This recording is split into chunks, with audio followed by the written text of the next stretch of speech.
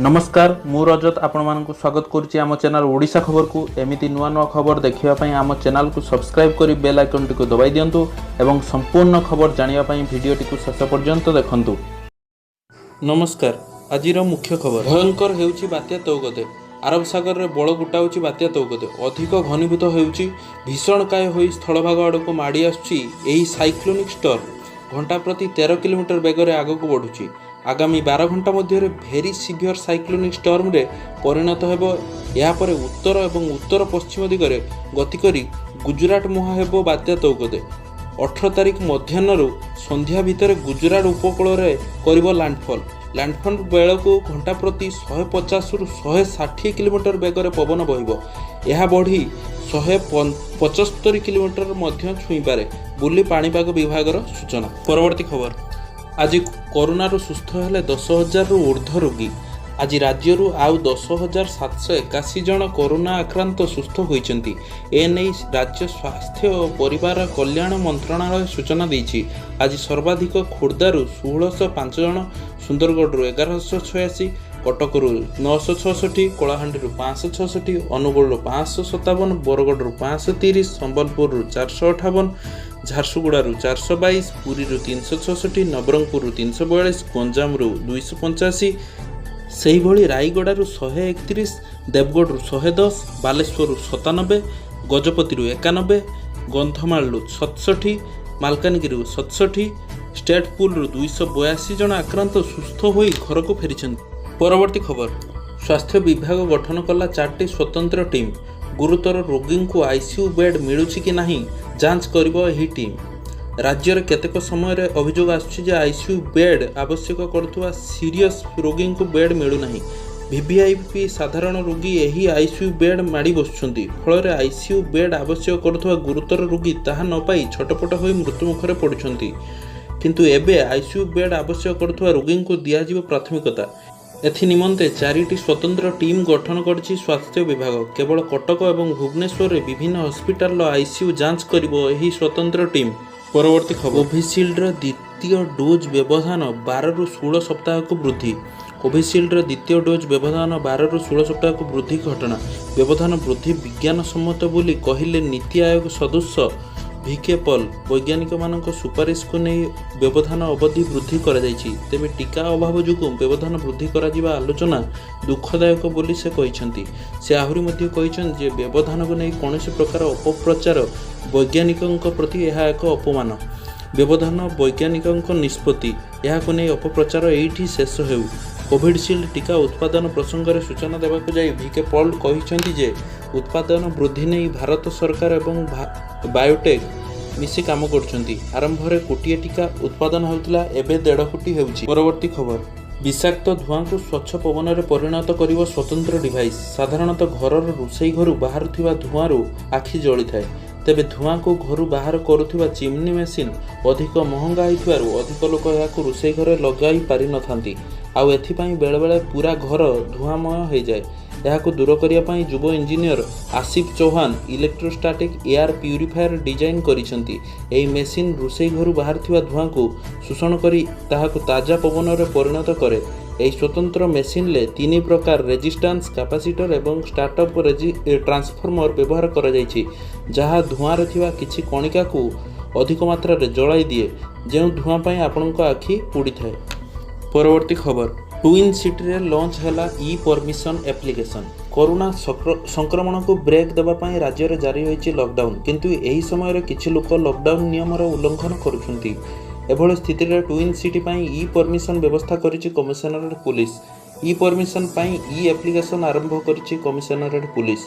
कटक और भुवनेश्वर रे कार्यरत घरोई कंपनी कर्मचारी पास व्यवस्था करने एभଳି व्यवस्था करा जायछि। आईटी और घरोई कंपनी कर्मचारी ई परमिशन जेनेरेट करें। परवर्ती खबर ब्लैक फंगस को नहीं गुरुत्वपूर्ण कथा कहिसेंती एम्स निर्देशक रणदीप गुलेरिया। सारा देश एवं कोरोना महामारी जाल में छंदी हो रही। प्रत्येक दिन प्राय 4 लाख नुआ संक्रमित चिन्हट होउछंती। अन्यपटे संक्रमण वृद्धि पाउथिबा बेले मृत्यु संख्या मध्य से अनुसार वृद्धि पाउछि। विभिन्न राज्य कोरोना रे एही द्वितीय लहर रे अस्तव्यस्त होई पड़थिला बेले ସେମାନେ ଏବେ ତୃତୀୟ ଲହର ସହ ମୁକାବିଲା କରିବାକୁ ପ୍ରସ୍ତୁତି ଆରମ୍ଭ କଲେଣି।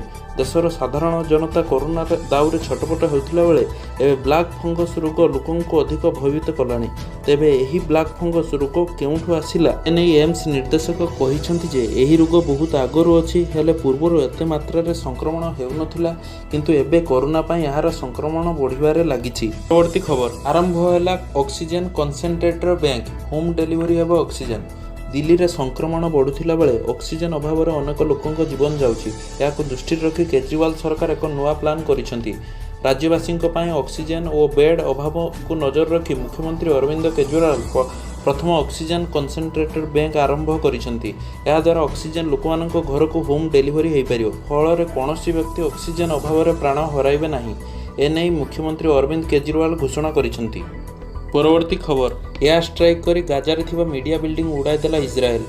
ରବିବାର ଇସ୍ରାଏଲ ଓ ପାଲେଷ୍ଟାଇନ ମଧ୍ୟରେ ବଢ଼ୁଥିବା ତିକ୍ତତାକୁ ନେଇ ଜାତିସଂଘ ନିରାପତ୍ତା ପରିଷଦ ଜରୁରୀ ବୈଠକ ବସିବ। ଏହା ପୂର୍ବରୁ ଜାତିସଂଘ ମହାସଚିବ ଆଣ୍ଟୋନିଓ ଗୁଟେରସ୍ କହିଛନ୍ତି ଯେ ବିବାଦର ସମାଧାନ ପାଇଁ ସମସ୍ତ ଦେଶ ଆଗେଇ ଆସିବା ଦରକାର।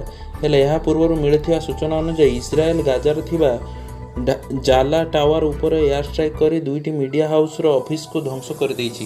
ଆନ୍ତର୍ଜାତିକ ମିଡିଆ ରିପୋର୍ଟ ଅନୁଯାୟୀ ଇସ୍ରାଏଲ ପାଲେଷ୍ଟାଇନର ଗାଜାରେ ଥିବା ଏକ 13 ମହଲା କୋଠା ଉପରେ ଏୟାର ଷ୍ଟ୍ରାଇକ୍ କରିଛି। ପରବର୍ତ୍ତୀ ଖବର, ଟିକା ପାଇଁ ଟେଣ୍ଡର, 4 ମାସରେ ଆସିପାରେ 3.8 କୋଟି ଭ୍ୟାକ୍ସିନ୍। ରାଜ୍ୟରେ କରୋନା ସଂକ୍ରମଣ କମିବାରେ ଲାଗିଛି। ବିଶେଷ କରି ଲକଡାଉନ କାରଣରୁ ପଶ୍ଚିମ ଓଡ଼ିଶାରେ ସଂକ୍ରମଣ କମିବାରେ ଲାଗିଛି ବୋଲି ସୂଚନା ଦେଇଛନ୍ତି ମୁଖ୍ୟ ଶାସନ ସଚିବ ସୁରେଶ କୁମାର ମହାପାତ୍ର। ସେ କହିଛନ୍ତି ଯେ ରାଜ୍ୟରେ 10 ଜିଲ୍ଲାରେ ସଂକ୍ରମଣ ସ୍ଥିର ଅଛି ବା କମିବାରେ ଲାଗିଛି। 10 ଦିନ ହେଲା ଲକଡାଉନରେ ରହିଛି ରାଜ୍ୟ, ତେଣୁ 10ଟି ଜିଲ୍ଲାରେ ସଂକ୍ରମଣ କମିଥିବା ଦେଖାଯାଇଛି।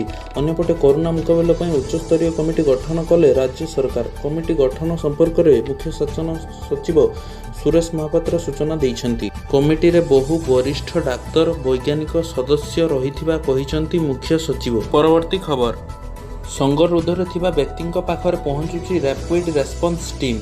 ରାଉରକେଲା ସହରରେ କରୋନା ସଂକ୍ରମଣ ଚେନ୍ ଭାଙ୍ଗିବା ପାଇଁ ରାପିଡ୍ ରେସ୍ପନ୍ସ ଟିମ୍ ବା RRT ଗୁରୁତ୍ୱପୂର୍ଣ୍ଣ ଭୂମିକା ଗ୍ରହଣ କରିଛି। ଘରକୁ ଘର ବୁଲି ଏହି ଟିମ୍ ହୋମ୍ ଆଇସୋଲେସନରେ ଥିବା ବ୍ୟକ୍ତିଙ୍କ ସ୍ୱାସ୍ଥ୍ୟାବସ୍ଥା ତଦାରଖ କରି ଔଷଧ ବଣ୍ଟନ କରୁଛନ୍ତି।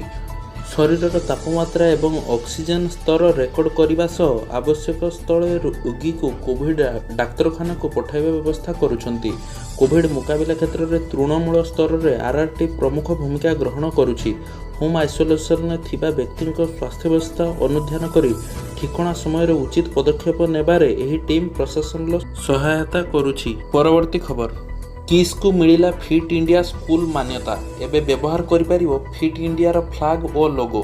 Kalinga institute of social science Kisku ମିଳିଲା ଫିଟ୍ ଇଣ୍ଡିଆ ସ୍କୁଲ ମାନ୍ୟତା। କେନ୍ଦ୍ର ଯୁବ ବ୍ୟାପାର ଓ କ୍ରୀଡ଼ା ବିଭାଗ ପକ୍ଷରୁ ଏନେଇ ଘୋଷଣା କରାଯାଇଛି। ଏହି ସ୍ୱୀକୃତି ପତ୍ର ମିଳିବା ପରେ କିସ୍ ଏବେ ଫିଟ୍ ଇଣ୍ଡିଆର ଫ୍ଲାଗ୍ ଓ ଲୋଗୋ ବ୍ୟବହାର କରିପାରିବ।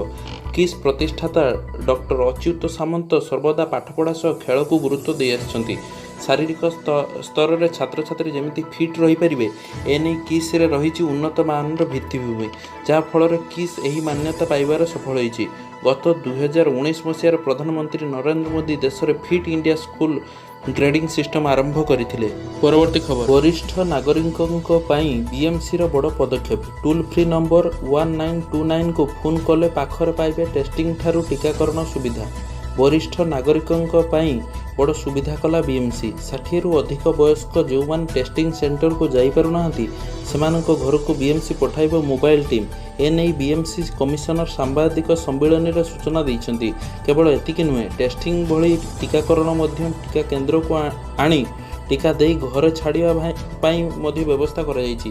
ଆସନ୍ତା ସୋମବାରରୁ କାର୍ଯ୍ୟକ୍ଷମ ହେବ ଏହି ସୁବିଧା ବୋଲି କହିଛନ୍ତି BMC କମିଶନର। ତେବେ ବରିଷ୍ଠ ନାଗରିକଙ୍କୁ ଏହି ସୁବିଧା ପାଇବାକୁ ହେଲେ BMC ଜାରି କରିଥିବା ଟୋଲ୍ ଫ୍ରି ନମ୍ବର 1929ରେ ରେଜିଷ୍ଟ୍ରେସନ ଅବା କଲ୍ କରିବା ଆବଶ୍ୟକ। ଏଥିପାଇଁ ଆହୁରି ସୁଦୃଢ଼ୀକରଣ କରାଯାଇଛି 1929 କଲ୍ ସେଣ୍ଟର। ଅଧିକ 5ଟି ସୁବିଧା ପାଇପାରିବେ ରାଜଧାନୀବାସୀ। ତେବେ ଲକ୍ଷଣ ଥିଲେ ନ ଲୁଚାଇବାକୁ ପରାମର୍ଶ ଦିଆଯାଇଛି। ଏହା ସହିତ ଟିକାକରଣ କେନ୍ଦ୍ର ମଧ୍ୟ ବଢ଼ାଇବାକୁ ଯୋଜନା କରୁଛି BMC। ଗତକାଲି ଡ୍ରାଇଭ୍ ଇନ୍ ଭ୍ୟାକ୍ସିନେସନ୍ ଅବଧି ଶେଷ ହେଉଥିଲା ବେଳେ ଏହାକୁ ଜାରି ରଖିବା ପାଇଁ BMC ନିଷ୍ପତ୍ତି ନେଇଛି।